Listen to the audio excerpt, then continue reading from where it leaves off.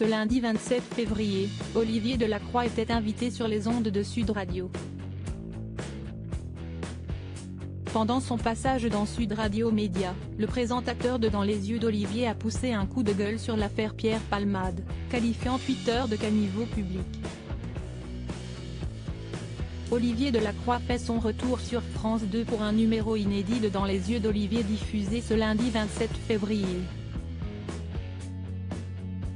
Pour cette occasion, il était l'invité de Sud Radio Média.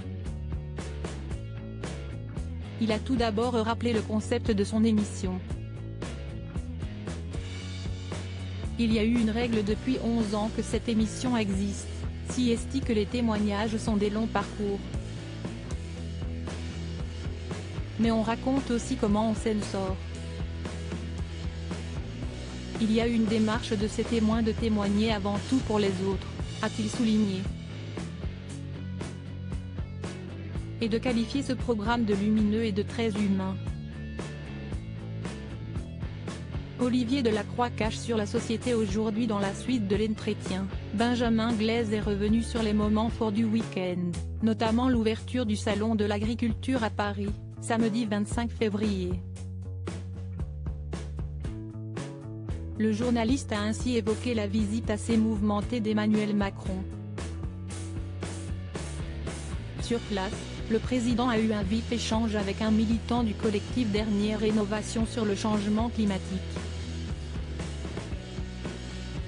Ce dernier l'a interpellé face aux caméras de BFM TV qui a filmé la scène.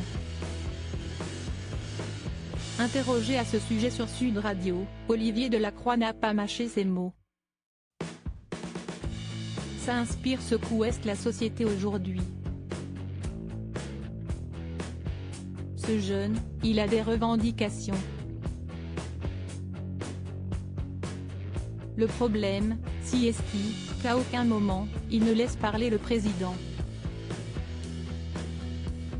Il monopolise la parole donc finalement, il renvoie une image encore un peu hystérique, mais ce qui est notre société aujourd'hui, a-t-il dit. On veut encore lui écrabouiller la gueule et de poursuivre en évoquant l'affaire Pierre Palmade. Ce matin, Pierre Palmade a fait un AVC, et ça y est, il y a toute une partie de la toile, ces caniveaux publics que sont Twitter, qui crient au complot. On voudrait voir Pierre Palmade, la réussite, un mec qui avait de l'argent, qui était dans la lumière, beaucoup se régalent de le voir tomber, mais on veut encore lui écrabouiller la gueule. Cette société qu'il qualifie d'hystérique, il essaie de s'en protéger.